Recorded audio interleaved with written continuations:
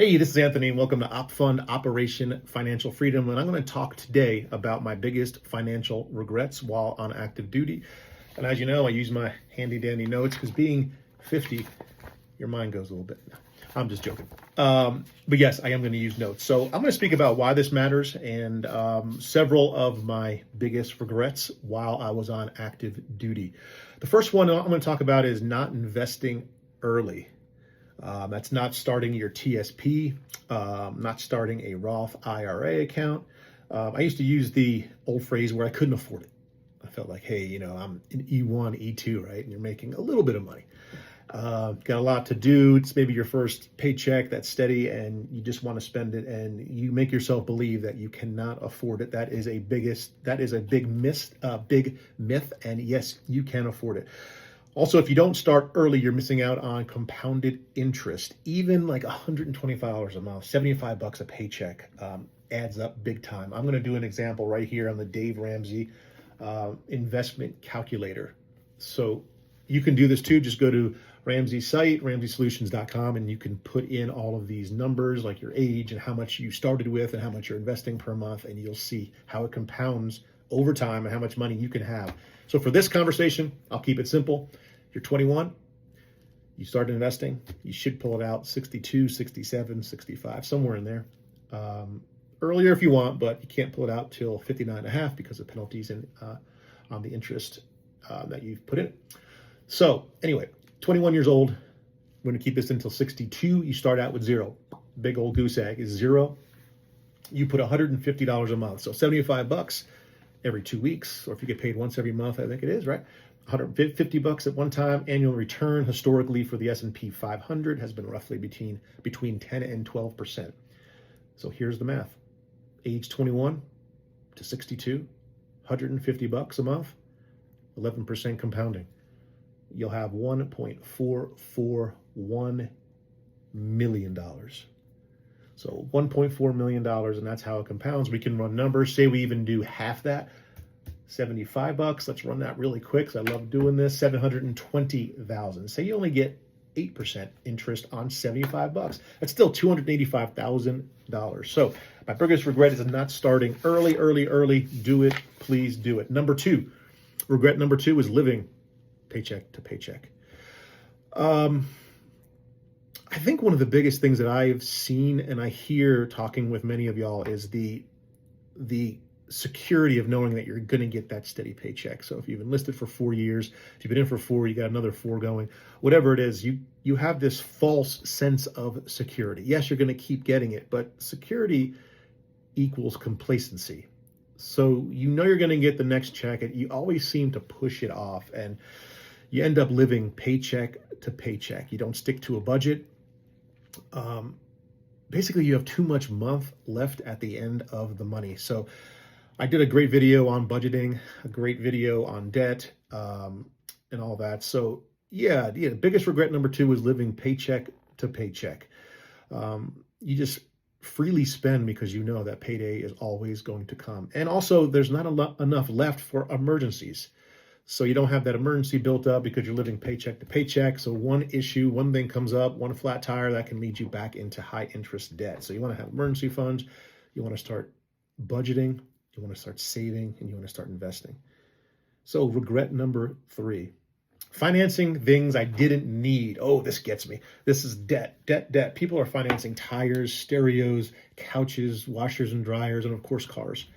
You buy a new car instead of a used car, et cetera, et cetera. The monthly note just drains your paycheck. It's over 25% of how much you make per month. Paying all this debt out leaves no margin. I did a great video on that as well. So just search through the videos. This channel is really new, maybe a couple weeks. I have about 8-9 videos up. So I did a good one on why and how you can buy a car with cash and a used car and alleviate the non-friction points. So that's regret number 3, is financing things that I did not need. Number 4 here is ignoring my benefits. That's a regret that I still have. If you don't use tuition assistance while on active duty, you're leaving money on the table. So if you're going to school, use it. Got the GI Bill. GI Bill, man, I'm aging myself. You got that afterwards. But tuition assistance is huge. VA loans or grants, look into that, please. Skipped free financial counseling. That's what this is.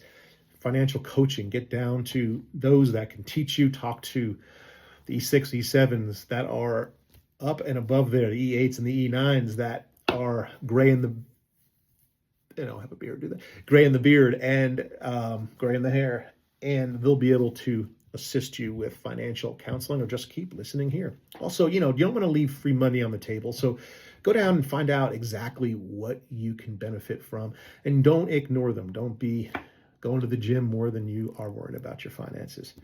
So let's go to what was that? Yes, we're going to go to the next regret. Next regret is no emergency fund. And I know I touched on that a bit, but this happened to me. And I strongly urge you to put at least 3 to 6 months of expenses. So whatever your expenses are, not your 3 to 6 months pay, 3 to 6 months expenses. Put that aside in a high yield savings account and don't touch it. So the emergency fund is huge. The regret is, when you don't have one, no cash for a surprise car repairs, travel, family needs. You have to borrow from high interest debt, and even $1,000 emergency fund can make all the difference. So get started on that. First, pay off your debt, of course, get on a budget and get your emergency fund rolling. And one of the last ones here is not planning for transition. So if you're transitioning out, if you're at least 18 months out, start that transition ASAP financially. I'm going to do a video on that, about assets that you should transition with and a good financial transition plan. Don't assume that you'll have a job right out of the gate, even though you may have one set up. We got some buddies and they're running a business and you're going to go into that. Just don't assume that it's going to be a fantastic job either. The cultural change, the amount of experiences that you've had in, and the culture that you've had in is way different when you come out to the civilian world. I have someone who's here in the office, and he just retired Air Force after 25 years. And transition I could see is a little different for him. And he's going through that, but he's doing well.